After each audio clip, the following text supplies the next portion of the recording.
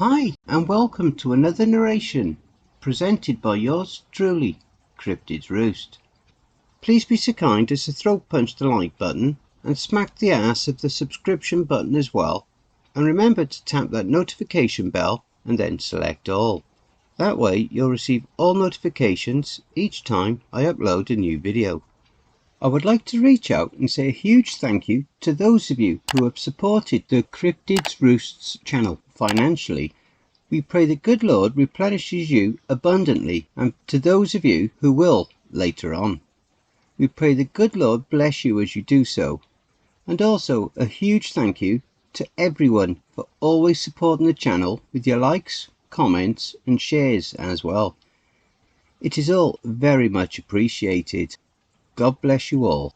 So grab your coffee, sit back and enjoy the show. And don't forget, where fear is, happiness is not. In the span of 20 years, I died twice. Part 1. The City by the River. This awesome series is written by TheShadyPear, a wonderful author over on Reddit. And if you'd like to read more of their works, the Reddit link to their profile will be below in the description. Imagine you're walking down the road on a rainy night. It's cold and it's late, but you've had one too many at your friend's place and you don't have money for an Uber and you don't live that far away, so you walk. You bundle up and try to shrink inside your jacket, trying to somehow not get too wet. You don't see the car coming until it's already slamming against your side and throwing you to the pavement. Sucks, but it's nothing unheard of, right? The car that hit me dashed away, but the one coming behind it stopped. The lady that was behind the wheel got out and called an ambulance, then sat down with me till they arrived. You know those stories about people at death's door seeing a light at the end of a tunnel and all that? I don't remember anything like it, but I remember a hand holding my hand and the voice talking to me through the pain, soft like you'd talk to a baby. Am I gonna die? I don't wanna die. Oh hell, I don't wanna die. Please, please don't let me die. Shh, it's okay. It'll be alright. What's your name? Alex. Are you still there? Don't leave. Please. Don't let me die alone. I'll do anything. Alright, it's a deal. Alex? Alex, can you hear me? I heard nothing after that, but at least it was quick. 1 second I was delirious, then unconscious, then gone. That was my first death when I was 19. I was a good kid. I stayed dead for a grand total of 2.5 minutes before the paramedics brought me back. The ride to the hospital was a blur. I couldn't describe it even if you paid me. But something changed in me that night. Before the accident, I was content with my life, and things were okay. My grades at uni had been arguably mediocre, but I gave my best. I was close to my family, helped my parents around, never got in a fight. After that, something always felt off, and I couldn't make sense of it. I was uneasy, fidgety, but most of all, I was hollow, not relating to anything or anyone. Never felt real. It didn't take long until I was trying everything and some more, as I sunk into a spiral of drugs and drinking, isolating myself even further in the process. It's like I couldn't feel anymore. There was no guilt, but no joy either. I just didn't care, using whatever new addiction to fill up a hole in my chest that never went away. I went through mental wards a couple of times, stayed a couple of weeks, then got released. You can rationalise it all you want, but there isn't an explanation that can fix this sort of thing. The doctors rambled about depression, dissociation trauma, and oxygen deprivation to the brain, and whatnot. And guess what? I didn't care about that either. Next thing I know, it's the following year, and I'm at some seedy little motel, in 1 minute having fun, and in the next I have blood spilling from my mouth. A stray bullet from some unrelated mess happening down the corridor. It got stuck in my lung. All things considered, it's more surprising how long I lasted, and that I didn't go from an overdose, really. But not too surprising. Someone screamed, my sight darkened, and no one held my hand while I choked on my own blood. My first memories after I recovered consciousness were of drowning too, blind and panicked, flailing and clawing at fleshy placenta walls. I finally found air when the wall ripped, just for that air to be knocked out of my lungs as I fell belly down on the ground. When I was finally not dazed enough to realise I was alive, sort of, I stumbled to my feet and looked around. I had no idea where I was. It was dark, the sky an immense black vault deep in the way I couldn't tell if it was night or a very high cavern ceiling. Sound echoed a lot though, so I bet on the second. A river cut through the rock, foamy and noisy, besides the gargantuan tree I'd just fallen from, and many others like it nearby.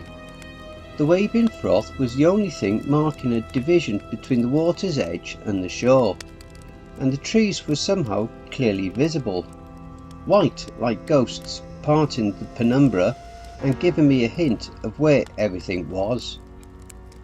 The ground was solid black stone with a sprinkle of sand. Far away, the furthest my eyes could still spot, buildings lined long winding pathways like mercury lamps. There's no logic or sense of conformity in how they were set up. The streets are a mishmash of architecture from who knows how many different styles and ages, but they are all similarly strange and falling apart, resembling a cross of The Corpse Bride and Alice in Wonderland, dreamt by Tim Burton during an acid trip. There was no one around while I wandered, naked, wet and confused, wobbling through abandoned buildings for any signs of life, until the sheer exhaustion won over me, and I laid down to sleep inside one of the empty rooms. Now that you know how I got my one-way ticket to hell, here's a crash course of how things were. Welcome to Styx, the third largest settlement of the damned around these parts. The city is called the same as the river nearby, located underground within a large cave system, and its streets scatter into the uncountable cavern tunnels like a maze. Yes, there are people here, and no, I didn't name anything around. Anyone can end up here, so you better go getting used to the wonky cultural mix for the sake of your own sanity. Everyone around here comes from an Yggdrasil tree, though calling them trees is a bit of a stretch. They grow close to the shore, white contorted things without a single leaf or flower, with trunks of calcified wood rising through rock and sand, and taller beyond what the eye can see. Up to the canopies are the placentas, large yellowish bulbs blistering from the branches. People are born by ripping their respective bulbs apart and falling. If you're lucky, you'll fall from the lower branches and get bruised all over, maybe break an arm in the process. If you are not lucky, you'll be a bloody splatter by the roots a minute after first gasping air, or your placenta may be a tad too thick to rip open as you drown to death. Either way, once you die, you'll reset and wake up again inside another bulb after some time. So you'll get to test it for yourself till luck favours you. My first weeks were agonising, trying to convince myself this was all just a heavy hallucination between fits of abstinence. Thing is, you get the body you had when you died. If you're crippled, too young, too old, or afflicted with anything that hinders you unable to rip off your bulb, you'll be in for an eternity of drowning in amniotic fluid. But even if you do get out, you'll need to fare without anything you had before. There's no drugs of any kind here, homemade or store-bought. If you're like me, this is going to be the worst rehab you'll go through, and you won't have a choice. Or maybe you'll need insulin, antidepressants, epilepsy meds. Well, take my condolences and go. Your inner demons are the only demons you'll face, but also your most constant company. Nobody has the time to help you around these parts, and even if they did, there isn't much they could do for you.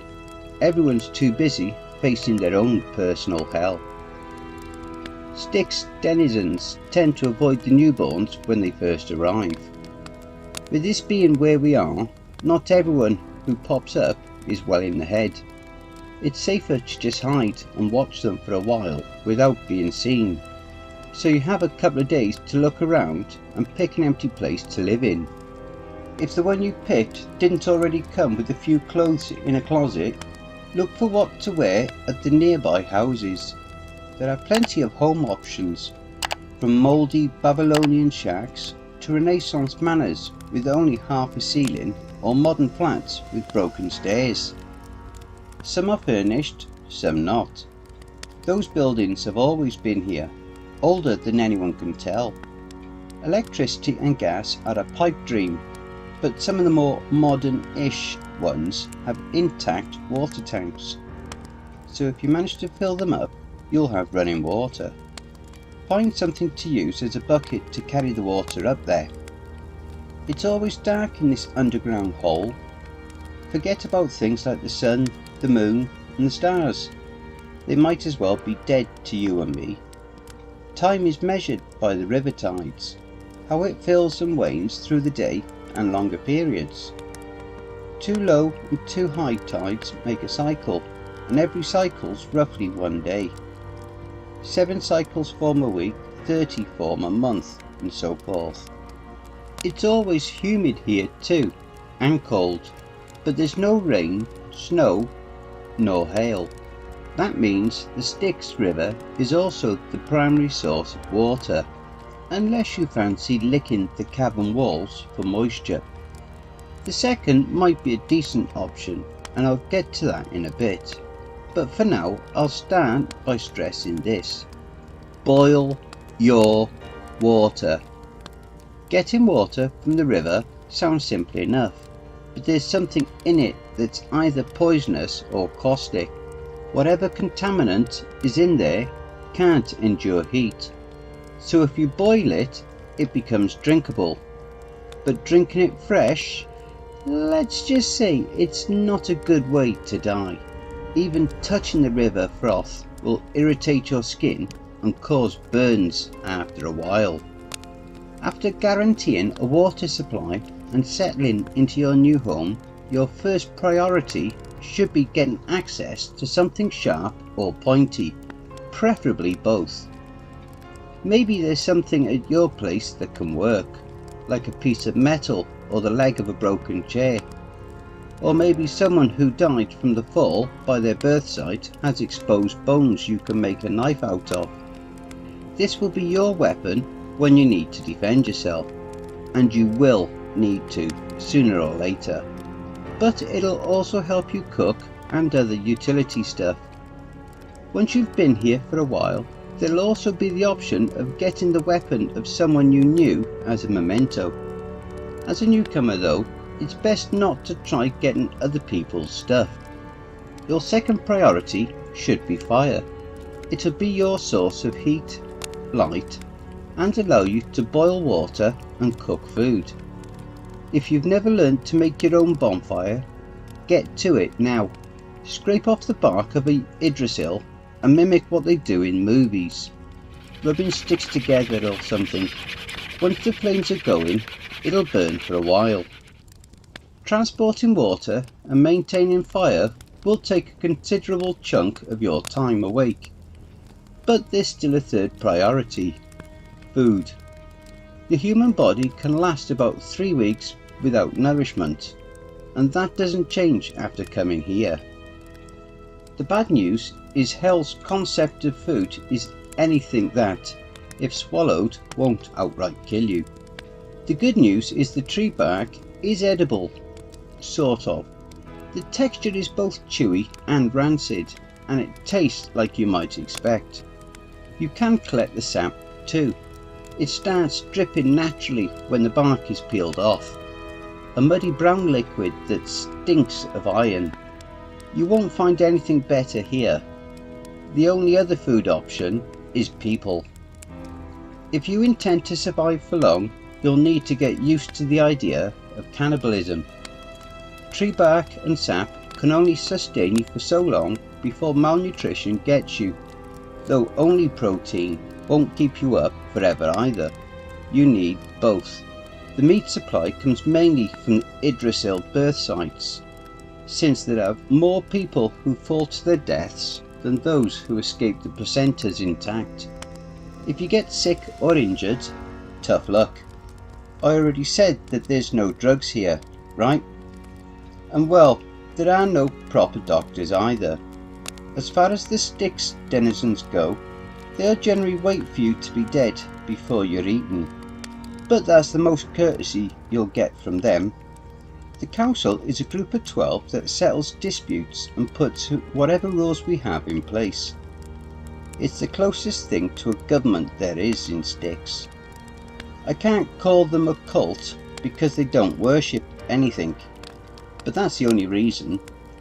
They'll promise you something better than chaotic anarchy, but their better is, well, besides judging disputes, when there's not enough food for everyone, the council will provide you with 1 meal per day. What this means is they'll kill people amid denizens to compensate the deficit and give you some parts every day.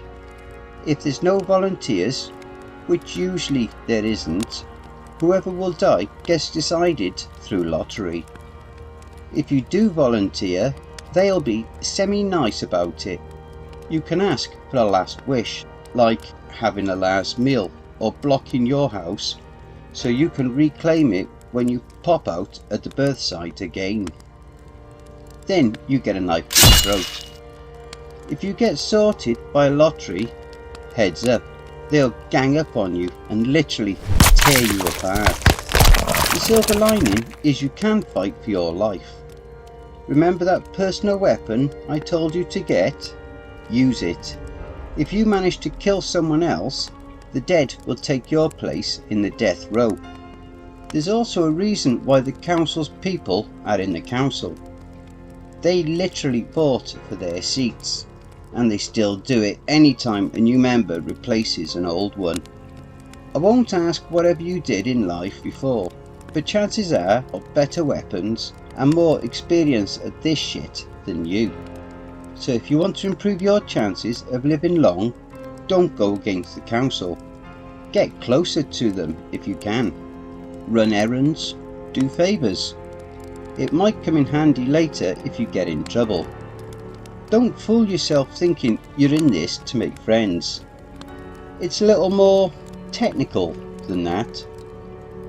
Hell is structured after making deals. So if you want anything, make people owe you. Another warning, don't try to join the council either, even if you are strong. Whenever they set up a lottery culling, one of the deaths will come from among themselves as a show of good faith. To give you a better reference for denizens not in the council, unless they're particularly unlucky people, they last at least a decade before the lottery sorts them, and I've been going for about 8 years since my last reset. But among the dozen in the council, there's only 2 who've lasted longer than a year. Lucas has been around since he first arrived 5 years or so ago, and Donovan was here longer than anyone around cares to keep count. The only reason those two I mentioned are stable on the council seats is because whenever they get picked for the culling, they immediately kill anyone within range until nobody is dumb enough to get close anymore. Lucas is a capoeira guy. He looks scrawny, but his foot will be up on your face and crack your skull faster than you can blink. And Donovan? Well, Donovan is a huge 2 meters of pure muscle. That's 6 foot 5 inch for you non-metric folks. He grabs and snaps people like twigs. If you want to try your luck fighting either of them, pick Donovan. At least your death will be bloodless. Due to this setup, Styx counts with a population ranging from 15 million at highest and half of that at lowest. It varies wildly through the year, depending on how many survive their birth stage, the council's cullings, and how many die thanks to other factors. And with the resets accounted for, I needed a longer time than I'd lived in the mortal plane before finishing preparations to leave. All that I'm missing for now is some allies to do the journey with me. So, what do you think? You up for a little trek through hell? You've read it up to here after all, and you owe me for all the tips. I'm not in a hurry anyway. Just look for me once you croak and end up here, and then we can head out. It's a deal. Don't forget, if you enjoyed that story, be sure to pop over to the author's Reddit profile and drop them a line, or even give them a glowing review. I'm sure they really would appreciate it. The link to their Reddit profile will be below in the description. Please be so kind as to throat punch the like button and smack the ass of the subscription button as well. And remember to tap the notification bell and then select all. That way you'll receive all notifications each time I upload a new video. Oh, and don't forget to share the video far and wide. This will all help with YouTube's algorithm and will help to promote this channel more. And don't forget to check out the merch store. The link will be in the description and also in the video thumbnail. And if you would like an honourable mention, send in a snapshot of yourself with your purchase and I'll feature it in one of the videos. I now have my very own subreddit community where you can submit any stories you've written. You can submit your stories or encounters either there or send them to cryptidsroost@gmail.com. If you wish to remain anonymous, that's fine with me. All the links are below. I also have a Facebook group, Twitter, Reddit, and you'll also find me on Discord. If you would like to support this channel and help make it grow, my PayPal is paypal.me/cryptidsroost. Again, that will also be below. And don't forget, where fear is, happiness is not.